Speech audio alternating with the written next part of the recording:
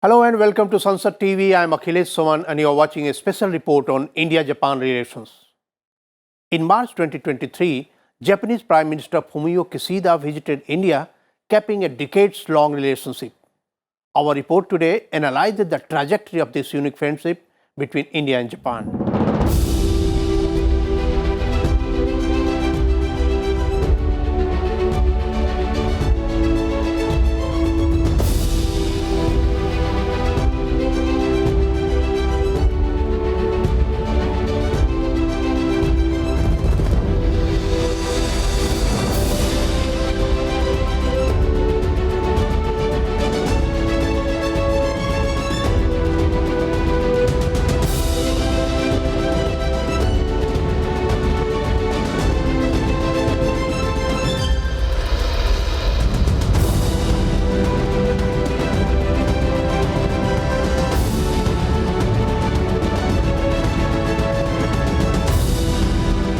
India and Japan enjoy a special strategic and global partnership.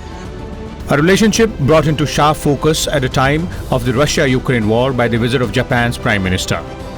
The Japanese Premier's short but substantial visit on 20th March 2023 included a summit-level interaction with Prime Minister Narendra Modi in a restricted as well as delegation-level format. Both leaders acknowledged the exemplary economic relationship of the two countries. They also called for deeper people ties while renewing a memorandum of cooperation on learning the Japanese language. पिछले एक वर्ष में प्रधानमंत्री Kishida और मैं कई बार मिले हैं और हर बार मैंने भारत जापान संबंधों के प्रति उनकी पॉजिटिविटी और प्रतिबद्धता को महसूस किया है और इसलिए आज उनकी यात्रा हमारे आपसी सहयोग का मोमेंटम बनाए रखने के लिए बहुत उपयोगी रहेगी. Prime Minister Modi and Japanese Prime Minister Kishida reviewed the progress of the bullet train project between Mumbai and Ahmedabad. Both countries signed an agreement for a Japanese loan of 18,000 crore rupees for the fourth phase of the project. The leaders also assess that this project is not only crucial to build industrial cooperation between the two countries, but also it has a very strong link with the technology cooperation between the two countries. I think the HSR project is not just a high-speed train project, it is also a very high-impact technology cooperation project. I think both leaders made that assessment and assess the current status of its progress, which, as I said, has been progressing very well. India and Japan have been holding annual summits since 2006. During the COVID pandemic, these summits took place virtually between the two prime ministers, who also meet at Quad summits and the sidelines of UN meetings. In 2022, Prime Minister Modi attended the Quad summit and the funeral of Shinzo Abe, former Prime Minister of Japan and a Quad architect. Kishida's summit meeting in India was his second since March last year. This year, in May, both Prime Ministers will see each other at the G7 meeting in Hiroshima and then at the Quad meeting in Australia. They will also have another meeting in September during the G20 summit in Delhi. इस साल Bharat G20 की अध्यक्षता कर रहा है और Japan G7 की, और इसलिए अपनी अपनी प्राथमिकताओं और हितों पर साथ मिलकर काम करने का यह उत्तम अवसर है.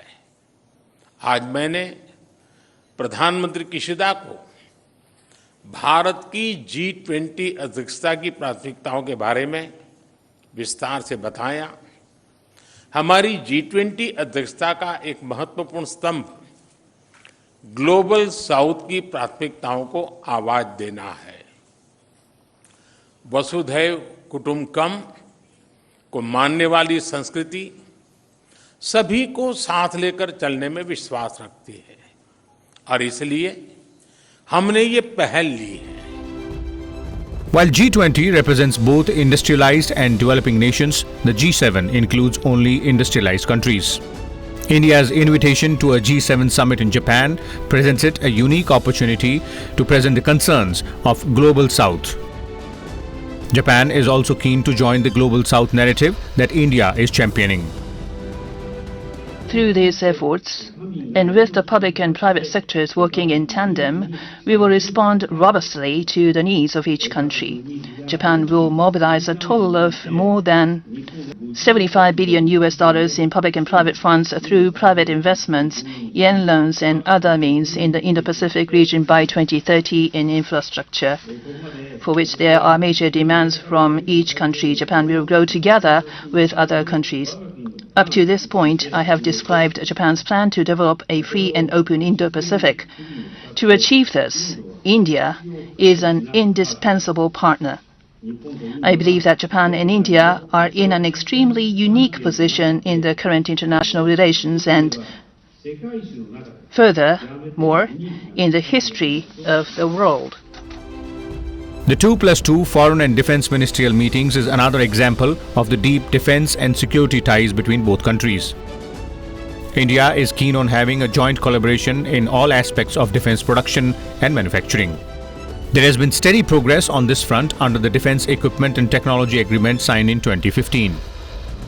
Prime Minister Shri Narendra Modi clearly put on the table that one of the areas of very strong cooperation between India and Japan could be co-innovation, co-design, co-creation.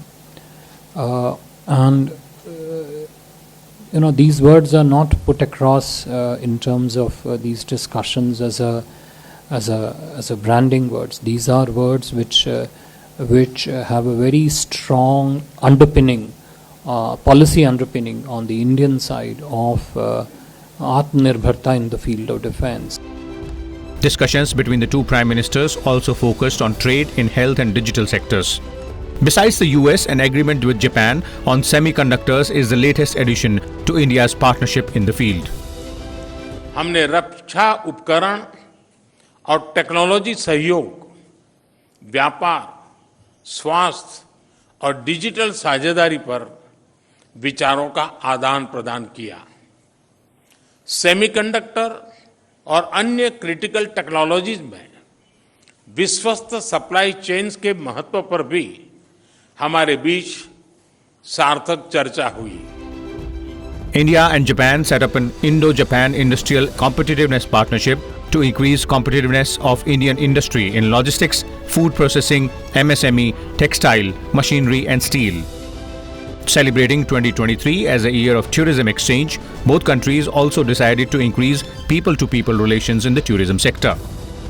मुझे इस बात की भी खुशी है कि हम 2023 को टूरिज्म एक्सचेंज वर्ष के रूप में मना रहे हैं और इसके लिए हमने connecting Himalayas with Mount Fuji नाम का थीम चुना है। India-Japan relations have been seeing steady upgrades over time. Today, India and Japan share a special strategic and global partnership that in 2000 was a global partnership and 2006 a strategic and global partnership.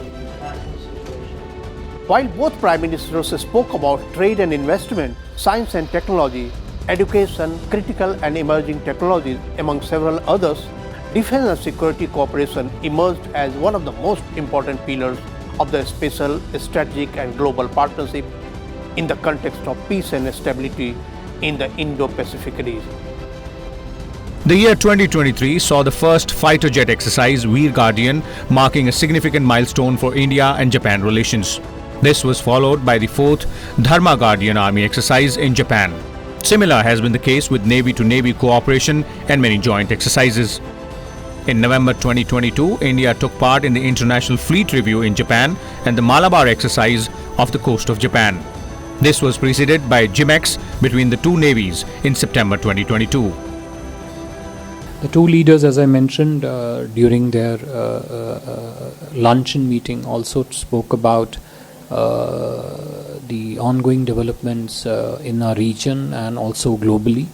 And naturally, as part of that, those discussions, they spoke about the the challenges that we face in the region. 1, 2, how India and Japan and other like-minded countries can work together to address those challenges. 3, not just focus on challenges but also focus on cooperation, particularly in the wider expanse of Indo-Pacific. How do you take the other countries of the Indo-Pacific together? India-Japan trade totaled to $20.75 billion in 2022, the highest till date. 11 joint industrial townships spread across 8 states in India promote economic partnership, investment, industry and infrastructure development. These integrated industrial parks have ready-made operational platforms, world-class infrastructure facilities, plug-and-play factories and investment incentives for Japanese companies. पिछले साल हमने अगले 5 वर्षों में भारत में 5 trillion येन यानी 3,20,000 करोड़ रुपए के जापानी निवेश का लक्ष्य तय किया था। यह संतोष का विषय है कि इस दिशा में अच्छी प्रगति हुई है। Both Modi and Kishida dwelled upon strengthening the India-Japan Comprehensive Economic Partnership Agreement signed in 2011. The agreement covers trade in goods and services, movement of people, investments, intellectual property rights, custom procedures and other trade-related issues. An IJCEP roadmap was launched at the annual summit in New Delhi. The two leaders also decided to strengthen the industrial competitiveness partnership to promote industrial cooperation. Japan is the 5th largest investor in India. Many Japanese companies are exploring avenues in India in several sectors. Around 1450 Japanese companies are operating in India. 26 Japanese companies have benefited from India's production-linked incentive schemes. The metro is one of the most visible contributions of Japan's financial and technological assistance to India. An example is the Delhi Metro, one of the largest metro networks in the world, that commemorated 20 years of its operation. Japan is the largest donor to India for accelerated economic development in areas like power, transportation, environmental projects and other projects based on human needs. Skill development and movement of skilled workers from India to Japan is another area where complementarities between the two economies exist. India and Japan have signed memorandums of cooperation on Technical Intern Training Program or TITP and Specified Skilled Workers Program or SWP. Till January 2023, 606 candidates got internships under the TITP arrangement in Japan. Under the Specified Skilled Workers Program, 120 Indian youths were employed in Japan. The partnership has made significant progress in the last few years, covering the entire gamut of mutual engagement, has witnessed in the growing convergence of our political, strategic and economic interests. In fact, Prime Minister Modi has referred to the India-Japan relationship. Climate and energy as well as energy transition have been the two other areas of evolving cooperation between the two nations.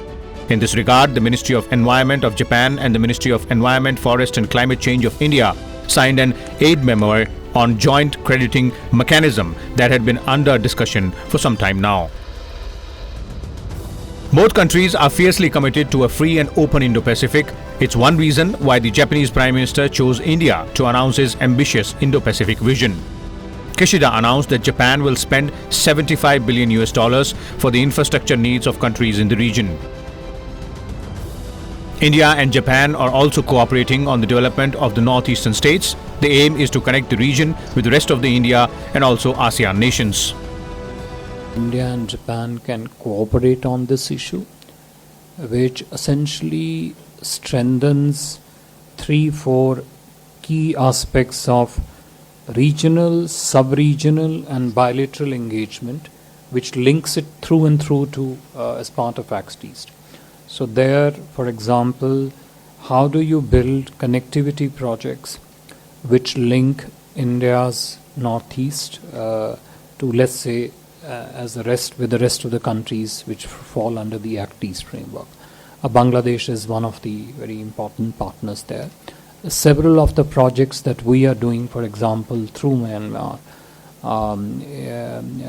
multimodal Kaladan transport project, and other such road projects, bridge projects, which essentially link India through the rest of the Northeast, going further eastwards. This has been an ongoing point, not just of discussion between India and Japan, but frankly has been a point of substantive cooperation. We do an annual mechanism for this, and the next meeting of that mechanism is going to be held, if I'm not wrong, towards the end of next month, which is co-chaired by the Japanese ambassador here and foreign secretary as an institution from the foreign ministry. We essentially bring together all the stakeholders of the Northeast together and then see how partnership projects, including development cooperation projects, infrastructure cooperation projects, etc., can be sort of moved onto that. General trade between the two countries has been growing over time. In 2021-22, India's exports were $6.18 billion in relation to imports worth $14.39 billion. In his 2022 visit, Kishida announced plans to invest $42 billion in India in 5 years, indicating the Japanese business community's confidence in India as a reliable partner. India has been the largest recipient of Japanese official development assistance loan for the past decades. India and Japan are also eager to cooperate in third countries. This will reduce the dependence of poor countries in Global South and Indo-Pacific on China that gives loans on difficult terms. Japan's finance and India's manpower may make miracles. This will also help decentralize the supply chain and will meet the debt needs according to the priorities of the poor countries. India's-Japan relations date back to the 6th century when Indian culture became rooted in Japan through Buddhism. In the modern age, India's independence movement saw the Japanese army assisting Azad Hind Fauj led by Subhash Chandra Bose. Japanese army even reached Manipur to fight the British army. After World War II, Indian Prime Minister Jawaharlal Nehru presented an Indian elephant to a zoo in Tokyo in 1949. It was a sign of good cheer and friendship towards a people who had been utterly devastated by 2 atomic bomb attacks. Japan and India signed a peace treaty and established diplomatic relations on 28th of April 1952. This was one of the first peace treaties that Japan signed after World War II. The post-World War II period saw India's iron ore helping Japan's recovery.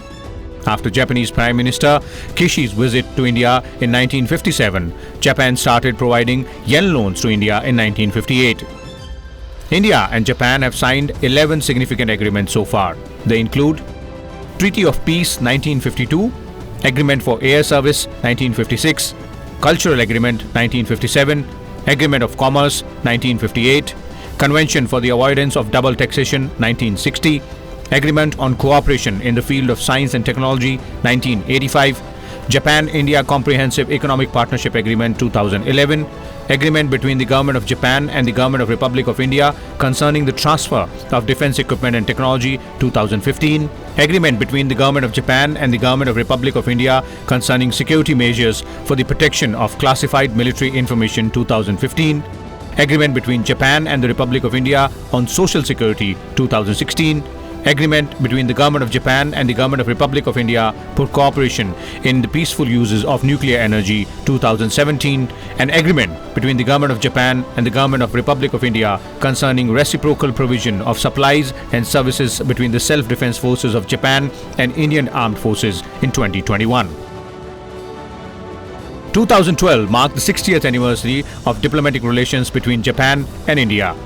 Various cultural events commemorated the event both in Japan and in India under the theme of Resurgent Japan, Vibrant India, New Perspectives, New Exchanges.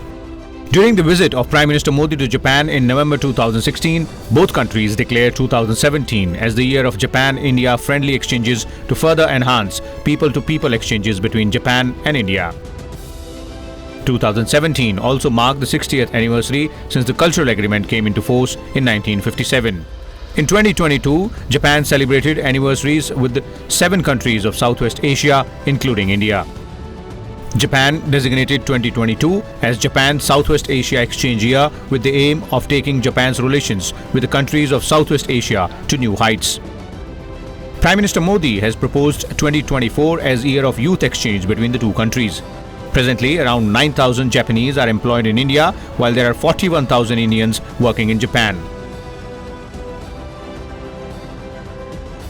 The Clean Energy Partnership is another significant example of India-Japan relations to promote carbon neutrality and ensure energy security. Both nations are seeking to facilitate cooperation in areas of hydrogen, ammonia and LNG through India-Japan ministerial dialogue and other initiatives. And that's why I say it is an ally for the future and forever. And that's all in this report. Thank you for watching.